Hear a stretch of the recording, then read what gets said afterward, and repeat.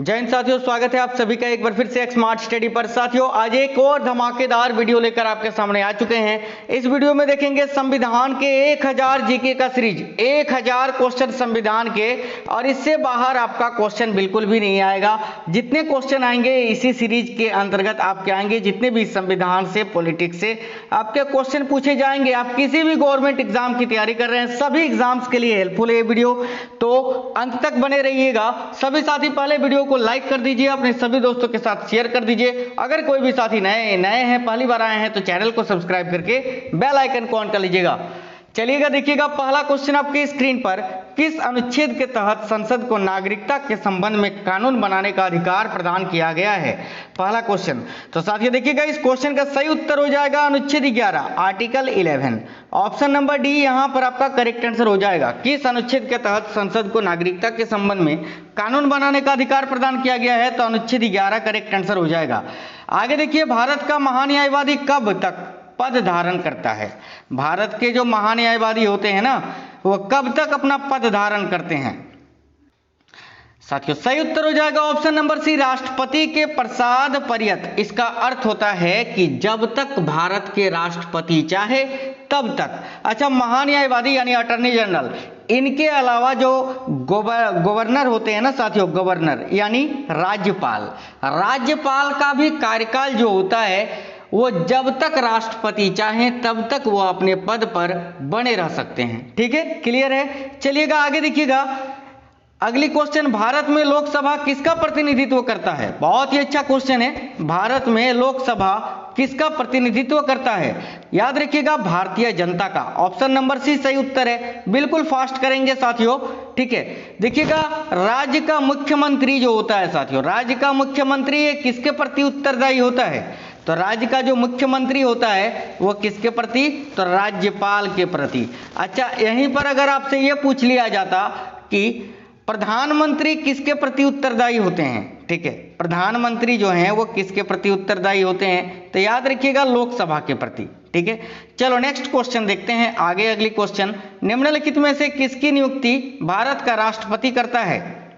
एक सेकंड साथियों, यहाँ पर बाय मिस्टेक आपको थोड़ा सा जो ना यहाँ पर राज्यपाल बता दिए थे, यहाँ विधानसभा होना चाहिए ना। देखो, क्वेश्चन में पूछा गया है कि राज्य का मुख्यमंत्री किसके प्रति उत्तरदायी होता है, तो यहाँ पर विधानसभा होगा। जैसे कि केंद्र में जो प्रधानमंत्री होते हैं वो किसके प्रति उत्तरदायी होते हैं? तो लोकसभा के प्रति, है ना, लोकसभा के प्रति। उसी प्रकार जो मुख्यमंत्री होते हैं वो विधानसभा के प्रति उत्तरदायी होते हैं। ठीक है, इसको क्लियर कर लीजिएगा। अच्छा, आगे क्वेश्चन था, निम्नलिखित में से किसकी नियुक्ति भारत का राष्ट्रपति करता है? तो देखिएगा साथियों, इस क्वेश्चन का करेक्ट आंसर क्या हो जाएगा? किसकी नियुक्ति भारत का राष्ट्रपति करता है?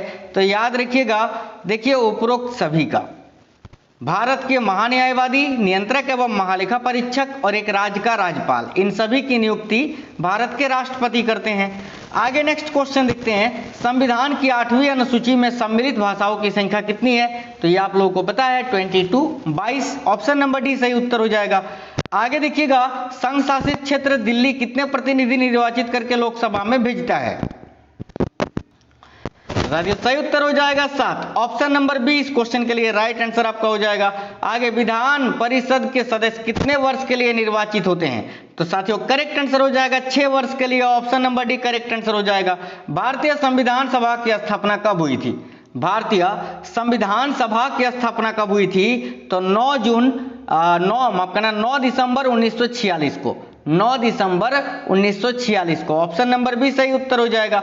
आगे देखिएगा, प्रस्तावना का वह प्रावधान जो सभी वयस्क नागरिकों को मतदान का अधिकार प्रदान करता है वो क्या कहलाता है? साथियों याद रखना है, प्रजातंत्र। ऑप्शन नंबर बी सही उत्तर हो जाएगा, प्रजातंत्र। आगे देखिए, केंद्र सरकार को व्यय को नियंत्रित करने की शक्ति किसमें निहित है? याद रखना, नियंत्रक और महालेखा परीक्षक में। ऑप्शन नंबर सी सही उत्तर हो जाएगा। आगे देखिएगा, 52वां संविधान संशोधन अधिनियम 1985 ये किससे संबंधित है?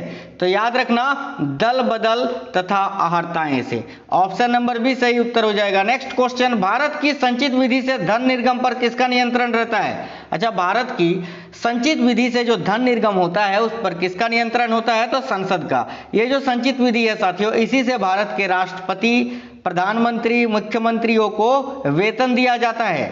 आगे नेक्स्ट क्वेश्चन देखते हैं, क्षेत्रीय परिषद का गठन किसके द्वारा किया गया था या किया जाता है? क्षेत्रीय परिषद का गठन किसके द्वारा किया जाता है?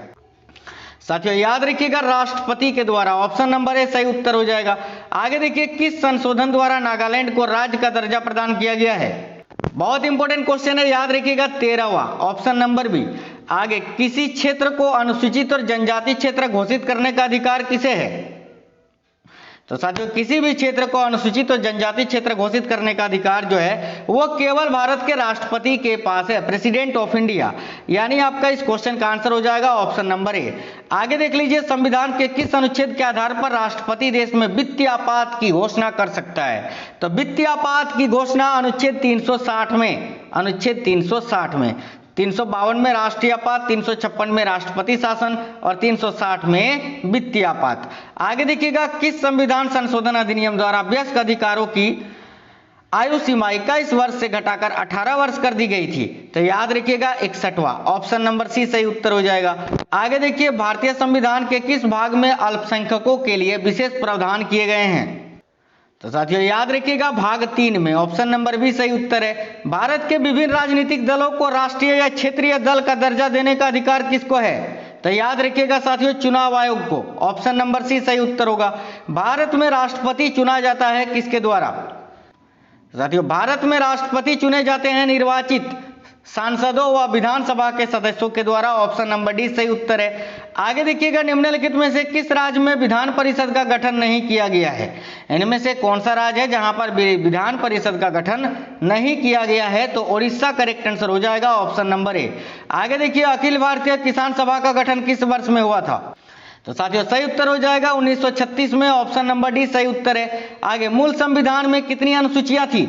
तो साथियों मूल संविधान में 8 अनुसूचियां थी, है ना, अभी 11 है। माफ करना, अनुसूची पूछा है ना, तो मूल संविधान में पूछा है कितनी अनुसूचियां थी, तो याद रखिएगा 8, ठीक है। और अभी अगर वर्तमान में बात करें तो अनुसूचियों की संख्या है 12, ठीक है। नेक्स्ट क्वेश्चन देखते हैं, निम्नलिखित में से कौन सा विषय राज्य सूची में नहीं है? इनमें से कौन सा विषय है जो राज्य सूची में नहीं है? तो साथियों देखिएगा, राज्य सूची के अंतर्गत पुलिस, भू राजस्व, कारागार ये सभी आता है, लेकिन जन्म एवं मृत्यु पंजीकरण जो है ये संघ सूची में आता है साथियों, संघ सूची में। तो ऑप्शन नंबर सी सही उत्तर हो जाएगा। आगे देखिए, राज्यसभा के चुनाव हेतु एक अभ्यर्थी की आयु निम्नलिखित में से किससे कम नहीं होनी चाहिए? तो राज्यसभा का चुनाव हेतु एक अभ्यर्थी की आयु सीमा 30 वर्ष से कम नहीं होनी चाहिए। लोकसभा के लिए 25 वर्ष, राज्यसभा के लिए 30 वर्ष और राष्ट्रपति के लिए 35 वर्ष। ऑप्शन नंबर सी सही उत्तर होगा। आगे देखिए, काम करने के अधिकार को राज्य के नीति निर्देशक तत्वों में निम्नलिखित में से किस अनुच्छेद के अंतर्गत रखा गया था? तो याद रखिएगा, काम करने के अधिकार को राज्य के नीति निर्देशक तत्वों में निम्नलिखित में से किस अनुच्छेद के अंतर्गत रखा गया है? तो अनुच्छेद 41। भारतीय संविधान के किस अनुच्छेद में संवैधानिक उपचारों का अधिकार दिया गया है? तो याद रखिएगा, अनुच्छेद 32, article 32, option number C. Bharat के किस राष्ट्रपति की मृत्यु, देखो भारत के किस राष्ट्रपति की मृत्यु उनके कार्यकाल पूरा करने से पूर्व ही हो गई थी? बहुत ही अच्छा क्वेश्चन है ये भी साथियों, देखिएगा। तो करेक्ट आंसर हो जाएगा doctor Zakir Hussain, option number C. आगे देखिए, पंचायत के चुनाव कराने हेतु निर्णय किसके द्वारा लिया जाता है? तो याद रखना, राज्य सरकार के द्वारा। ऑप्शन नंबर बी सही उत्तर हो जाएगा। राष्ट्रपति संविधान के किस अनुच्छेद के अंतर्गत अध्यादेश जारी करते हैं? याद रखिएगा, अनुच्छेद 123 के अंतर्गत। नेक्स्ट क्वेश्चन, नागरिकता प्राप्त करने के लिए शर्तें निर्धारित करने वाला सक्षम निकाय कौन सा है? साथियों करेक्ट आंसर हो जाएगा संसद, ऑप्शन नंबर सी सही उत्तर है। राज्यसभा के लिए राष्ट्रपति द्वारा कितने सदस्यों को नामित किया जाता है? तो 12 सदस्यों को, option number B correct answer हो गया। संविधान के किस भाग में मूल अधिकार का उल्लेख मिलता है? सभी को याद रखना है, भाग 3 में। नेक्स्ट क्वेश्चन, भारतीय संविधान की 10वीं अनुसूची किससे संबंधित है? तो साथियों दल बदल कानून से। Option number A correct answer है। क्या राज्यसभा में मनोनीत व्यक्ति मंत्रिपरिषद का सदस्य बन सकता है? बिल्कुल हाँ, बन सकता है। ऑप्शन नंबर ए हाँ करेक्ट आंसर हो जाएगा। आगे, संविधान के किस अनुच्छेद के अंतर्गत राष्ट्रपति द्वारा भारत के महान्यायवादी की नियुक्ति की जाती है? साथियों याद रखिएगा, अनुच्छेद 76 के तहत, आर्टिकल 76। आगे देखिए, राष्ट्रीय विकास परिषद की बैठक में राज्य का प्रतिनिधित्व कौन करता है? तो राज्य का प्रतिनिधित्व कौन करता है साथियों राष्ट्रीय विकास परिषद की बैठक में? तो याद रखिएगा मुख्यमंत्री, ठीक है। और इसकी अध्यक्षता कौन करते हैं? तो प्रधानमंत्री, ये भी याद रखना। आगे देखिएगा, सिविल सेवाओं का भारतीयकरण किया गया किसके द्वारा? हमेशा याद रखना, बहुत इंपॉर्टेंट क्वेश्चन है, लॉर्ड लिटन के द्वारा। नेक्स्ट क्वेश्चन, भारतीय संविधान के किन अनुच्छेदों में नागरिकता संबंधी प्रावधान किए गए हैं? बहुत ही अच्छा क्वेश्चन है ये भी, और आप सभी को याद रखनी है, अनुच्छेद 5 से 11 में। Option number B correct answer हो जाएगा। निम्नलिखित में से कौन सा काम निर्वाचन आयोग का नहीं है? देखिएगा सभी साथी,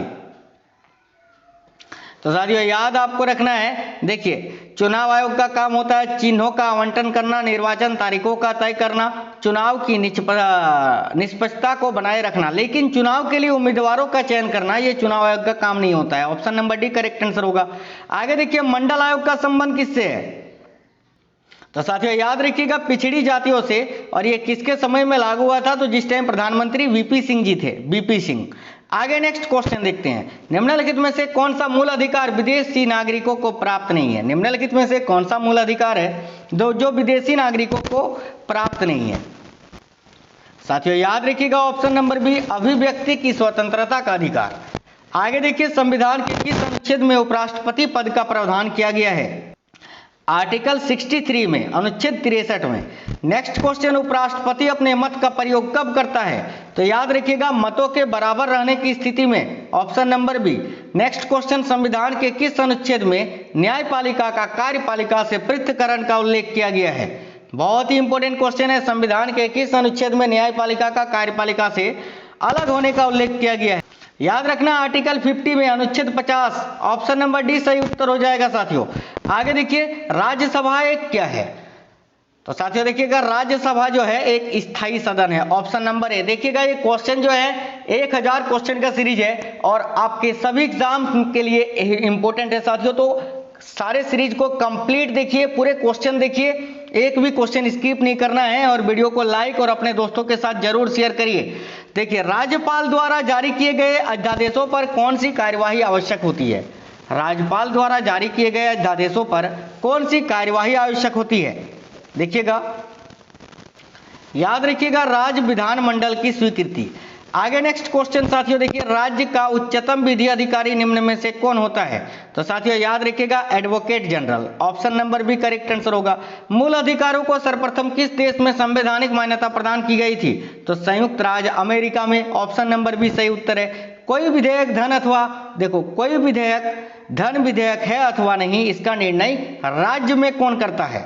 देखिएगा सभी, बहुत ही इंपॉर्टेंट क्वेश्चन है, याद रखिएगा विधानसभा अध्यक्ष। Option number C correct answer होगा। निर्वाचन आयोग का चेयरमैन कौन होता है? निर्वाचन आयोग का चेयरमैन कौन होता है? तो साथियों मुख्य निर्वाचन आयुक्त। Option number D correct answer होगा।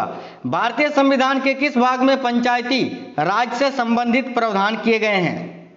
तो याद रखिएगा साथियों भाग 9 में। Option number D correct answer होगा। अच्छा, राष्ट्रीय स्वयंसेवक संघ का निर्माण कब हुआ था? याद रखिएगा 27 सितंबर 1925 को। आगे देखिएगा, राष्ट्रीय स्वयंसेवक संघ का मुख्यालय कहाँ है? तो साथियों याद रखना नागपुर महाराष्ट्र में। आगे देखिए, राष्ट्रीय स्वयंसेवक संघ का संस्थापक कौन है? राष्ट्रीय स्वयंसेवक संघ का संस्थापक कौन है? तो केशव बलिराम हेडगेवार। आगे नेक्स्ट क्वेश्चन हम लोग देख लेते हैं, भारतीय जनता पार्टी का स्थापना कब हुआ था? तो 6 अप्रैल 1980 को। याद रखिएगा सभी, इंपॉर्टेंट क्वेश्चन है। आगे देखिए, आम आदमी पार्टी का स्थापना कब हुआ था? तो साथियों याद रखना 26 नवंबर 2012 को दिल्ली के जंतर मंतर में। अरविंद केजरीवाल जी सुप्रीमो है इसको। इसके देखिएगा, भारत का पहला विधि और न्याय का मंत्री कौन है? तो याद रखिए Bhimrao Ramji Ambedkar. Option number C correct answer होगा। आगे देखिए, लोकसभा का उम्मीदवार होने के लिए अल्पतम उम्र क्या होना चाहिए? तो मैंने अभी आपको बताया 25 वर्ष। ऑप्शन नंबर ए सही उत्तर हो जाएगा। नीति आयोग कब बनाई गई थी? तो साथियों नीति आयोग का गठन जो है योजना आयोग से बदलकर 1 जनवरी 2015 को बनाया गया था। आगे देखिए, स्वच्छ भारत अभियान कब आरंभ हुआ था? तो 2 अक्टूबर 2014 को। नेक्स्ट क्वेश्चन देख लीजिएगा आगे, निर्मल भारत अभियान कब बनाई गई थी? साथियों 1999 में, 1999 में। नेक्स्ट क्वेश्चन, राष्ट्रीय विकास परिषद कब बनाई गई थी? अगस्त 1952 को। ऑप्शन नंबर सी सही उत्तर हो जाएगा। राष्ट्रवाद की अवधारणा का जन्म किस घटना से माना जाता है? तो साथियों याद रखिएगा, पुनर्जागरण से। ऑप्शन नंबर ए सही उत्तर होगा। अखिल भारतीय हरिजन संघ की स्थापना निम्नलिखित में से किसके द्वारा की गई थी? इंपॉर्टेंट क्वेश्चन है, याद रखिएगा, महात्मा गांधी के द्वारा। महात्मा गांधी, ऑप्शन नंबर सी सही उत्तर होगा। नेक्स्ट क्वेश्चन देखिएगा आगे, अखिल भारतीय ट्रेड यूनियन कांग्रेस के प्रथम अध्यक्ष कौन थे? अखिल भारतीय ट्रेड यूनियन कांग्रेस के प्रथम अध्यक्ष कौन थे? तो स्वामी सहजानंद, ऑप्शन नंबर सी सही उत्तर है। भारतीय राष्ट्रीय कांग्रेस का प्रथम अध्यक्ष कौन थे? तो साथियों भारतीय राष्ट्रीय कांग्रेस के प्रथम अध्यक्ष कौन थे? तो व्योमेश चंद्र बनर्जी, यानी WC बनर्जी। नेक्स्ट क्वेश्चन, किसने कहा था कि गांधी जी ने राष्ट्रीय आंदोलन को एक क्रांतिकारी आंदोलन और जन आंदोलन का रूप दिया? तो साथियों याद रखिएगा, कुपलैंड ने। कुपलैंड करेक्ट आंसर होगा, option number A. Next question, Mahatma Gandhi ने कब हरिजन पत्रिका का प्रकाशन आरंभ किया था? तो याद रखना साथियों 1933 में। ठीक है, आगे देखिए, सुभाष चंद्र बोस ने अंग्रेजों के विरुद्ध अपना आंदोलन कहां से आरंभ किया था? करेक्ट आंसर हो जाएगा सिंगापुर से। Option number D correct answer है। महात्मा गांधी के असहयोग आंदोलन के दौरान किसने अपनी वकालत छोड़ दी थी? तो साथियों याद रखिए, मोतीलाल नेहरू ने। ऑप्शन नंबर ए मोतीलाल नेहरू यहां सही उत्तर हो जाएगा। भारत में सामाजिक भेदभाव की बढ़ती घटनाओं को रोकने के लिए इल्बर्ट बिल किसके द्वारा प्रस्तावित किया गया था? तो साथियों लॉर्ड रिपन के द्वारा। ऑप्शन नंबर सी सही उत्तर है। भारतीय राष्ट्रीय कांग्रेस से त्यागपत्र देने के बाद सुभाष चंद्र बोस ने निम्नलिखित में से किसकी स्थापना की थी? तो याद रखिएगा, फॉरवर्ड ब्लॉक की। फॉरवर्ड ब्लॉक करेक्ट आंसर हो गया। यहाँ नेक्स्ट क्वेश्चन, महात्मा गांधी द्वारा संपादित अंग्रेजी साप्ताहिक कौन सा था?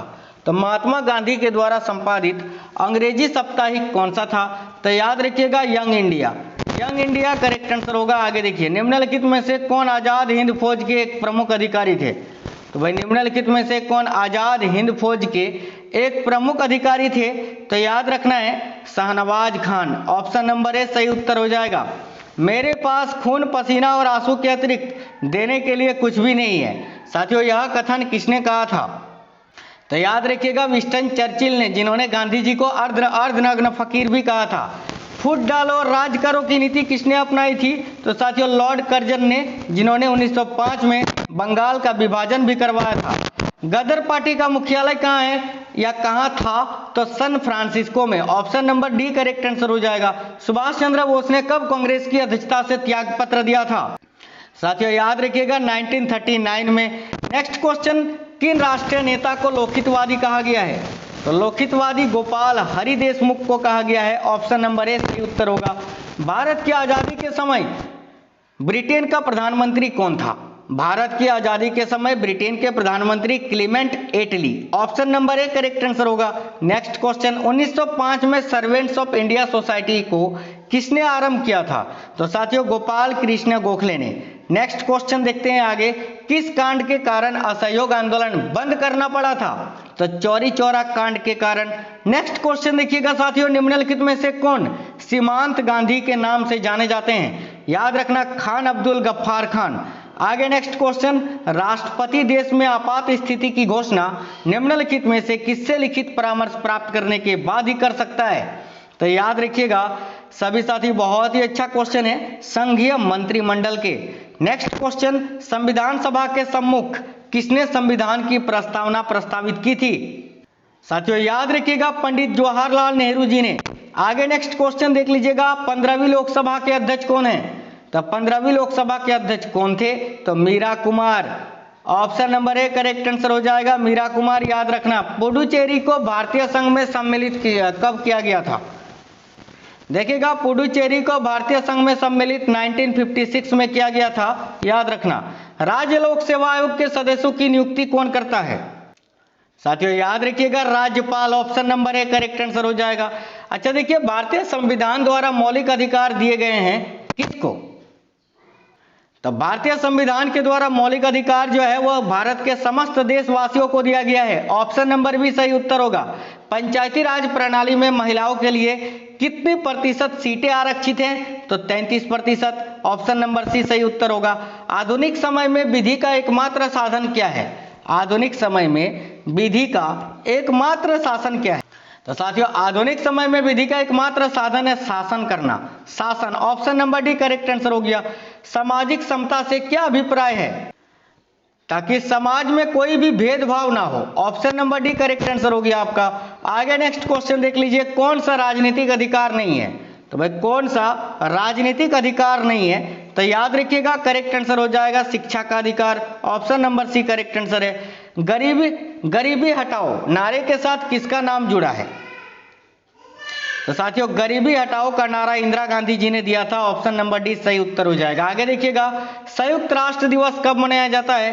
तो देखिएगा 24 अक्टूबर को। Option number C correct answer है। संयुक्त राष्ट्र संघ में हिंदी में भाषण देने वाले प्रथम व्यक्ति कौन थे? तो याद रखिएगा अटल बिहारी वाजपेयी। आगे नेक्स्ट क्वेश्चन, अंतर्राष्ट्रीय न्यायालय में कुल कितने जज होते हैं? तो अंतर्राष्ट्रीय न्यायालय में जजों की संख्या होती है 15। ऑप्शन नंबर डी सही उत्तर हो जाएगा। आगे देखिए इंटरनेशनल कम्युनिकेशन यूनियन का मुख्यालय कहाँ स्थित है?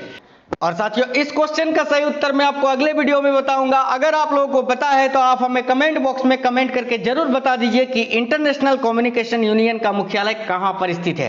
पहला पार्ट था, कैसा आपको ये वीडियो लगा है कमेंट बॉक्स में कमेंट करके जरूर बताइए। वीडियो को लाइक कर दीजिएगा, अपने सभी दोस्तों के साथ शेयर कर दीजिएगा। अगर कोई भी साथी नए आए हैं तो चैनल को सब्सक्राइब करके बेल आइकन को ऑन कर लीजिएगा। 1000 वीडियो का 1000 क्वेश्चंस का सीरीज है, पहला पार्ट मैंने करा दिया है। वीडियो को सभी साथी लाइक और अपने सभी दोस्तों के साथ शेयर जरूर कर दीजिएगा। मिलते हैं नेक्स्ट वीडियो में बहुत ही जल्द, तब तक स्वस्थ रहें। जय हिंद साथियों, वंदे मातरम।